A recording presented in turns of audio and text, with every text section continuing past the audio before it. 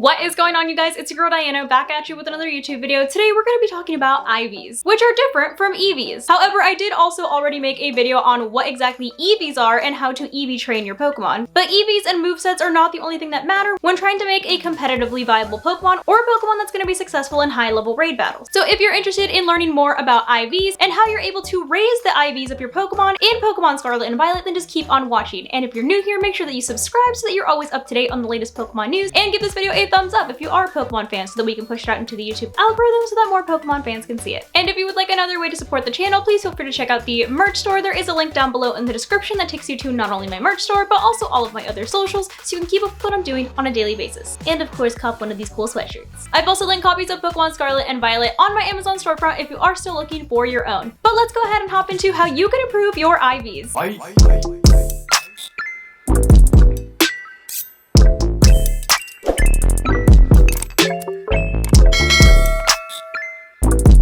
So what exactly are IVs? IVs stand for individual values, and individual values, or IVs, are hidden stats that are randomly assigned to each individual Pokemon, even if they are from the same species. And this is so that each individual Pokemon has unique stats and potential stats. So it's basically why no two Pokemon are technically alike. And these IVs are assigned to the Pokemon upon acquisition. So whether you hatch the Pokemon from an egg, an NPC gifted it to you, or you caught it in the wild. And therefore you don't really have any control over what IVs your Pokemon will get upon acquisition, to an extent. But your IVs can range from 0 to 31 for each individual stat. Those stats being HP, defense, attack, special defense, special attack, and speed. And specifically speaking, each IV corresponds to a single stat when the Pokemon is at level 100. The easiest way to tell the difference between a Pokemon that has an IV of 31 in a stat versus a Pokemon that doesn't is that that stat will be higher in the Pokemon that has 31 IVs versus the one that does not. For example, if a Pokemon at level 100 has 30 IVs in speed and its speed stat is 255, the same Pokemon at level 100 with 31 IVs in speed will have a speed stat of 256, for example. And obviously that difference seems minuscule, but in the grand scheme of things, the Pokemon with 31 IVs in speed will outspeed the exact same Pokemon with 30 IVs in speed, making it more competitively viable. Perfect Pokemon are referred to as 6 IV Pokemon, and that just means that they have 31 IVs in all 6 of their stats. This is something that breeders look for in their Dittos, but breeding is a whole other video. But it is very difficult to find a 6 IV Pokemon. So since it is really hard to get a 6 IV Pokemon, most people settle for 5 IVs, but that doesn't necessarily mean that it's a bad Pokemon. And that's where hypertraining comes in, which is what I'm going to show you how to do today. Hypertraining allows you to increase the IVs of your Pokemon, making that stat better. However, it's not actually changing the IVs of your Pokemon, since as you know, those are assigned when you get the Pokemon. But what it does is allow your Pokemon to achieve the stats that it could have achieved if it was a 31 IV Pokemon. And Pokemon Scarlet and Violet actually lets you hypertrain relatively easily. All that you're going to need is 1, a Pokemon that's level 50 or above, and 2, either bottle caps or gold bottle caps. And lucky for you, bottle caps are actually really easy to find. As long as you've already defeated 6 gyms in the game, you'll be able to purchase bottle caps for yourself from Delibird presents located in Mesagoza, Casacarapa, and Levincia for $20,000. You can also get bottle caps as rewards from doing raids as well. And each bottle cap allows you to hypertrain 1 out of the 6 stats. Gold bottle caps, on the other hand, allow you to hypertrain all your stats. Those are a little harder to come by, which you can find at the auction in Porto Marinata. You can also find normal bottle caps there too. But after you've purchased your bottle caps, the next thing to do is to actually find where you can hypertrain your Pokemon. And I'll show you where to do that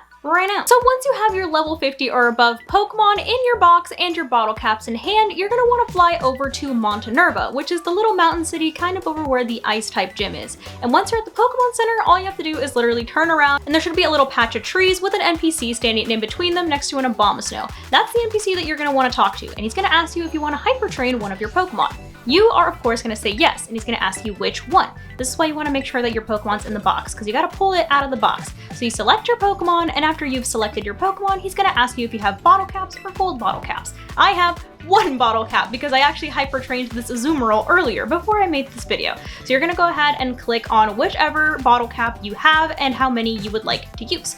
And then he's going to ask you what stat you want to raise, and it's going to show a list of all your stats. These little crowns that you see here mean that the stat is already at the max amount that it can go. The stats that don't have the crown next to it are stats that can be trained. And since I already hypertrained my Azumarill, I only have 2 stats left that I can train, but I'm not going to do those for the purposes of keeping my Azumarill ready for the Charizard raid battles. But it's really just that easy. All you have to do is talk to this guy, give him a bottle cap, and you can hypertrain whatever stat you want to improve the IVs. But there you have it, your crash course in IVs and how exactly you can hypertrain your Pokemon in Pokemon Scarlet and Violet. Hopefully you guys found this video helpful, and as always, thank you guys so much for watching, and I'll see you in the next one. Love you guys. Bye!